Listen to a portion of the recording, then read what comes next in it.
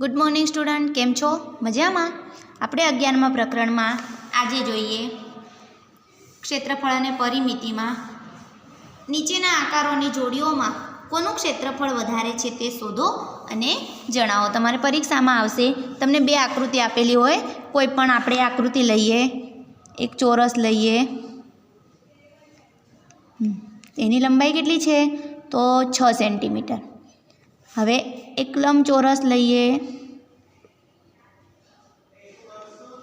એની લંબાઈ કેટલી છે તો 7 સેન્ટીમીટર ને પહોળાઈ કેટલી છે તો 6 સેન્ટીમીટર, બરાબર। હવે આપણને શું કહે છે કે કોનું ક્ષેત્રફળ વધારે છે, તો આપણે જોઈએ તો આ ચોરસનું ક્ષેત્રફળ બરાબર, તમને બધાને આ તો પાક્કું આવડી ગયું છે કે લંબાઈ ગુણ્યા લંબાઈ, બરાબર। લંબાઈ કેટલી છે તો 6 સેન્ટીમીટર ગુણ્યા 6 બરાબર 36 ચોરસ સેન્ટીમીટર, બરાબર। હવે લંબચોરસનું ક્ષેત્રફળ શોધીએ આપણે। લંબચોરસનું ક્ષેત્રફળ બરાબર લંબાઈ ગુણ્યા પહોળાઈ।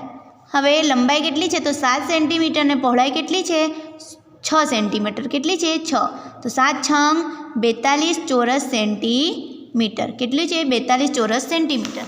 તો ચોરસ આકૃતિ એ અને આકૃતિ બી, તો બંનેમાં કોનું ક્ષેત્રફળ વધારે છે તો આકૃતિ બીનું ક્ષેત્રફળ વધારે છે, બરાબર ને। આ રીતે બીજા પણ આકારો હોય તો તમારે આ રીતે એનું પહેલાં ક્ષેત્રફળ શોધવાનું અને પછી કોનું ક્ષેત્રફળ વધારે છે તે તમારે લખવાનું છે। હવે આપણે આગળ જોઈએ તો વિદ્યાર્થી મિત્રો, આપણે પાઠ્યપુસ્તકમાં આપણને અહીં આપી છે કે જમીનની વહેંચણી નર્સરીના એક ખેડૂત છે, તે તેની જમીન 3 બાળકો ચુમકી, ઝુમરી અને ઇમરાન વચ્ચે સરખે ભાગે વહેંચવા માંગે છે। તે જમીનની વહેંચણી એવી રીતે કહેવા માંગે છે કે જેથી જમીનના દરેક ટુકડા પર એક વૃક્ષ આવે।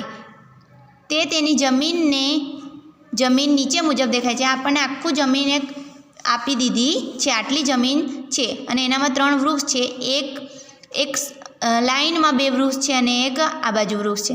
હવે આ આપણને આ આકૃતિ, તો આ આકૃતિ કેટલું ક્ષેત્રફળ ધરાવે છે તો 1 2 3 4 5 6 7 8 9 અને 10 એની લંબાઈ છે અને 1 2 3 4 5 6 7 8 અને 9 એની પહોળાઈ છે, કેટલી છે 9 એની પહોળાઈ છે। હવે 10 ને 9 એટલે કે 10 ગુણ્યા 9 બરાબર 90 ચોરસ સેન્ટીમીટર છે, કેટલી છે 90 ચોરસ સેન્ટીમીટર છે। આટલું ક્ષેત્રફળ ધરાવે છે તો 90 ચોરસ સેન્ટીમીટર છે, આપણે 3 જણને વહેંચવી છે તો કેટલી, તો 3 જણને આપણે 90 ભાગ્યા 3, શું કરશું 90 ભાગ્યા 3, તો એક જણને 90 ભાગ્યા 3 તો 3 તરી 9, એક જણને 30 સેન્ટીમીટર જેટલી જમીન મળશે, 30 ચોરસ સેન્ટીમીટર। હવે આ 3ને એવું છે પાછું કે જમીનમાં 3 ભાગે વૃક્ષ આવવા જોઈએ, 3 ભાગે વૃક્ષ આવવા જોઈએ ને જમીન આપણે એક સરખી જ આપવી છે તો 30 ચોરસ સેન્ટીમીટર। તો આપણે જમીનને કેવી રીતે વહેંચણી કરીશું તો જુઓ, અહીંયાથી સ્ટાર્ટ કરી ને આ આટલું કોને આપીશું તો ચૂમકીને આપીએ, 1 2 3 4 5 6 7 8 ને 9 ને 9 18 22 22 24 26 28 અને 30 થઈ ગયું 30 આનું। હવે આપણે આને જોઈએ, 1 2 3 3 ને 3 6 3 9 3 12 3 15 ને 3 18 ને 21 22 23 24 25 26 27 28 29 30, આને થઈ ગઈ 30, તો આ પણ 30 થશે કેમ કે આને 30 મળી અને આને 30, તો આ ચૂમકીને જમીન આપી, આ ઝુમરીને આપી દીધી અને આ ઇમરાનને આપી। હવે આપણને શું કહે છે કે 3ને સરખે ભાગે, હવે આ આકૃતિમાં આ જમીનમાં આપણે 3ની વાડ માટે વાયરની જરૂર છે। શું છે કે આમને છે ને જમીનની ફરતે વાયરની વાડ કરવી છે, શું કરવું છે વાડ કરવી છે, તો એના માટે વાયર જોઈએ છે। હવે 3નું ક્ષેત્રફળ જોઈએ તો 30 ચોરસ સેન્ટીમીટર છે। હવે આપણે એની પરિમિતિ જોઈએ તો એની બધી જ બાજુનો બધી જ બાજુની માપનો સરવાળો. તો આપણે ચૂમકીનું લઈએ. આપણે એક ચૂમકીથી સ્ટાર્ટ કરીએ તો ચૂમકીમાં 2 + 1 2 3 + 2 ફરી બરાબર. ફરી 1 2 3 4 5 6 એટલે 6 ફરી આ 1 2 3 4 +4 +1 2 3 આ 9 છે બરાબર. તો આ રીતે આપણે ચૂમકીની જમીનની પરિમિતિ +9 +2 +3 +2 +6 +4 1 2 3 4 5 ને 6 બાજુ થઈ 1 2 3 4 5 અને 6.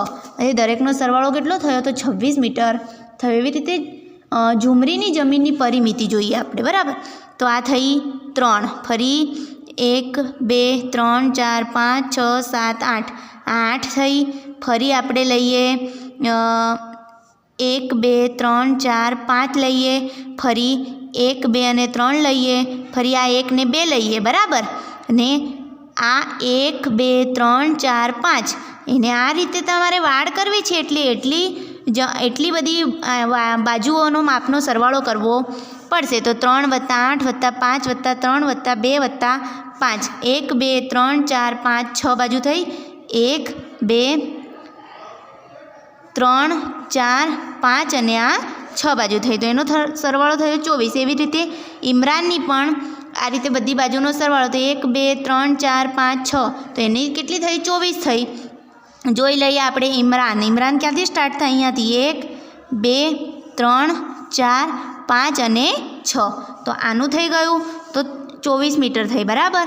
હવે કુલ વાયરની જરૂર કેટલી પડે તો આપણે 24 26 અને 24 તો 24 + 26 + 26 + 24 તો 6 ને 4 10 ને 6 16 6 વધી 1 2 4 6 અને વધી 1 7. તો કેટલા મીટર વાયરની જરૂર પડે તો એમને 76 મીટર વાયરની જરૂર પડે. હજી આપણને અહીંયા કહે છે કે 9 ચોરસ સેન્ટીમીટરનો એક ચોરસ બનાવો. શું કરવાનું છે આપણે તો 9 ચોરસ સેન્ટીમીટરનો એક બોક્સ બનાવવાનો ચોરસ બનાવવાનો છે અને તેમાં આપણે લખવાનું છે A બરાબર. તો આપણે આ રીતે લખ્યું કે 1 2 3 બરાબર. આ બાજુ 3 આ બાજુ 3 કરી 9 ચોરસ બોક્સ થઈ ગયા. હવે આપણને શું કહે છે કે પહેલાં ચોરસની બાજુના માપ કરતાં બમણું એટલે આની એક બાજુનું માપ કેટલું છે તો 3 છે. તો અહીંયા કેટલું કરવું પડશે તો 6 કરવું પડશે. તો આપણે આ 6 ફરી અહીંયા 3 છે તો અહીંયા 6 ફરી અહીં 3 છે એટલે 6 અને આ બાજુ પણ 6. તો થઈ ગયું એનું માપ બરાબર. હવેથી આપણને ચોરસ એની પરિમિતિ ખાલી જગ્યા સેન્ટીમીટર છે. તો એની પરિમિતિ કેટલી થાય તો 4 ગુણ્યા લંબાઈ બરાબર 4 તરી 12. તો એની પરિમિતિ કેટલી થઈ 12. હવે ચોરસ બીની બાજુનું માપ. હવે બાજુનું માપ કે છે એટલે આ અહીંયા 3 છે તો અહીંયા કેટલું એની બાજુનું માપ થયું 6 થયું. 1 2 3 4 5 6. હવે ચોરસ બીનું ક્ષેત્રફળ ખાલી જગ્યા ચોરસ સેન્ટીમીટર છે. બીનું ક્ષેત્રફળ કેટલું છે તો ક્ષેત્રફળ બરાબર લંબાઈ ગુણ્યા પહોળાઈ બરાબર ને. તો લંબાઈ કેટલી છે 6 અને પહોળાઈ 6 લંબાઈ ગુણ્યા લંબાઈ. તો લંબાઈ કેટલી છે 6 અને પહોળાઈ પણ લંબાઈ 6 એટલે કે એનું માપ કેટલું થયું 36 થયું. હવે ચોરસ બીનું ક્ષેત્રફળ એના ક્ષેત્રફળ કરતાં કેટલા ગણું છે. ચોરસ બીનું ક્ષેત્રફળ એના ક્ષેત્રફળ કરતાં કેટલા ગણું છે તો બીનું ક્ષેત્રફળ કેટલું છે તો બીનું ક્ષેત્રફળ છે 12. કેટલું છે 12 ક્યાં 9 ક્ષેત્રફળ થયું એનું કેટલું થયું 9 3 તરી 9 અને આ બીનું ક્ષેત્રફળ 36 તો 9 અને 36 બરાબર. તો ગુણ્યા 4 તો 36 તો 4 ગણું એનું ક્ષેત્રફળ થયું કહેવાય. હવે ચોરસ બીની પરિમિતિ કેટલી તો ચોરસ બીની પરિમિતિ કેટલી છે તો ચોરસની પરિમિતિ બરાબર 4 ગુણ્યા લંબાઈ બરાબર 4 6 24. કેટલી પરિમિતિ થઈ 24. હવે ચોરસ બીની પરિમિતિ એની પરિમિતિ કરતાં કેટલા ગણી છે તો બીની પરિમિતિ કેટલી છે 24. ત્યારે એની પરિમિતિ કેટલી છે તો એની પરિમિતિ 12 તો 2 ગણી છે. કેટલા ગણી છે 2 ગણી છે 12 દુ 24. હજી આપણને અહીંયા આગળ કહે છે કે દોરીની રમત. 15 સેન્ટીમીટર લાંબી દોરી લો. આ દોરીના છેડાઓને કાગળ પર ઉપર અલગ અલગ આકારો બનાવો. આપણે અહીં દોરીના અલગ અલગ આકારો મેં બનાવેલા છે. તમે આનાથી અલગ પણ આકાર બનાવી શકો છો. તમારે તમારી જાતે તમારે અલગ આકાર બનાવવાના છે. હવે કયા આકારનું ક્ષેત્રફળ સૌથી વધારે છે? તો આપણે અંદરથી ચોરસ બોક્સ ગણીશું તો આખા ખાના અને અડધા ખાના, અને અડધાથી જરાક ઓછા હોય એ ખાનાને ગણતરીમાં લેવાના નહીં. તો એ રીતે આપણે ગણતરી કરી અને એનું ક્ષેત્રફળ કોનું વધારે છે તે આપણે આકાર બનાવશું, એ પ્રમાણે તેનું ક્ષેત્રફળ વધારે હોઈ શકે. કે ભાઈ આનામાં જુઓ તમે 1 2 પછી 3 4 5 6 7 8 9 10 11 12 અને 13, બરાબર. આ 13 અને આ અડધો અને આ અડધો, આ અડધાથી કેવો છે? થોડો ઓછો છે. તો આપણે 14 પણ એના ખાના ગણતરીમાં લઈએ કે 14 ખાના, બરાબર. તો એનું ક્ષેત્રફળ કેટલું થયું? તો 14 સેન્ટીમીટર. એવી જ રીતે બીજા આકારોની આપણે ગણતરી કરવાની કે ક્ષેત્રફળ કેટલું વધારે છે કેટલું ઓછું છે. હવે આ આકારોની પરિમિતિ, તો આ આકારની પરિમિતિ કેટલી થાય? તો પરિમિતિ એટલે આપણે પરિમિતિ કેવી રીતે? તો 15 સેન્ટીમીટર લાંબીથી દોરીથી આપણે આકાર બનાવ્યો છે તો એની પરિમિતિ કેટલી થશે? 15. આની પણ કેટલી થશે? 15. હવે એક ત્રિકોણ, ચોરસ, લંબચોરસ, વર્તુળ બનાવો જાતે. આપણે દોરી લઈ અને આપણે જાતે ત્રિકોણ, ચોરસ, લંબચોરસ બનાવવાનું છે અને એનું ક્ષેત્રફળ શોધવાનું છે. ક્ષેત્રફળ કેવી રીતે શોધશો? તો તમે ખાના ગણીને એનું ક્ષેત્રફળ શોધશો, બરાબર છે. હવે એનાથી આગળ ક્યાંય રાજાની વાર્તા. તમે ધ્યાનથી અહીંયા વાંચજો કે એક રાજા તેના સુથારો ચેગુ અને અનાર નામના 2 સુથાર છે તેમના પર ખૂબ ખુશ થયો. કેમ કે રાજા માટે તેમણે એક સુંદર પલંગ બનાવ્યો. રાજા ચેગુને થોડીક જમીન અને અનારને થોડુંક સોનું ભેટ તરીકે આપવા ઈચ્છતા હતા. રાજાને શું હતું કે રાજા ચેગુને થોડીક જમીન અને અનારને થોડુંક સોનું આપવા ઈચ્છતા હતા. તો ચેગુ ખુશ હતો. કેમ એણે શું કર્યું? તો તેણે 100 મીટરનો એક તાર લીધો અને તેના વડે અલગ અલગ માપના લંબચોરસ બનાવવા પ્રયત્ન કર્યા. શું કર્યું? એણે અલગ અલગ લંબચોરસ બનાવ્યા. એણે શું કર્યું? તો 10 મીટર અને 40 મીટર માપનો લંબચોરસ બનાવ્યો. તો તેનું ક્ષેત્રફળ કેટલું થાય? તો અહીંયા આપણને આપી દીધું છે કે 4 એકા 4 ને આ 2 0, 400 ચોરસ સેન્ટીમીટરનું ક્ષેત્રફળ થાય. હવે એણે શું કર્યું? તો એણે ત્યારબાદ 30 સેન્ટીમીટર અને 20 સેન્ટીમીટરના માપનો લંબચોરસ બનાવ્યો. હવે 30 સેન્ટીમીટર અને 20 સેન્ટીમીટર માપનો લંબચોરસ બનાવ્યો તો 3 દુ 6 લંબાઈ ગુણ્યા પહોળાઈ, તો એનો 600 ચોરસ સેન્ટીમીટર થયું. તો તેનું ક્ષેત્રફળ કેટલું થાય? તો 600 ચોરસ સેન્ટીમીટર થાય. શું તે પહેલાં લંબચોરસ કરતાં વધારે છે? તો પહેલાં લંબચોરસ કરતાં તે વધારે છે. તો સામાન્ય વસ્તુ છે કે તેનું 400 ચોરસ સેન્ટીમીટર ચોરસ મીટર છે અને આનું 600 ચોરસ મીટર છે, એટલે કે આનું આ ક્ષેત્રફળ વધારે છે.